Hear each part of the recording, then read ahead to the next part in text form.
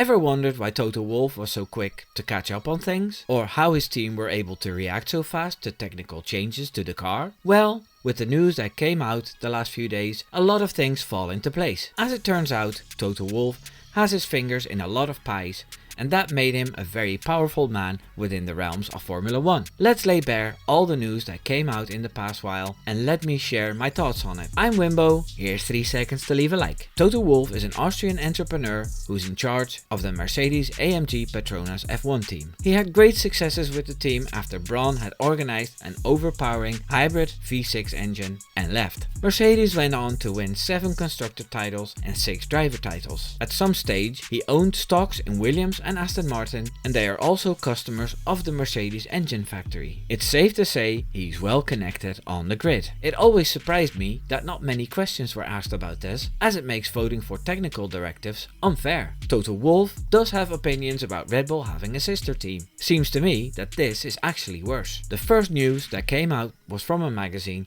that was branded as a not very reliable source by a writer of the race. Business F1 stated that the team owners of the competition suspect the Austrian of leaking confidential information to Formula 1 management, FOM, and Liberty Media, the owner of Formula 1. Toto Wolff is always there when teams discuss things that don't have to be shared with the organizers, and the suspicion is that this information is shared with his wife Susie Wolff, who then passes it on to FIA.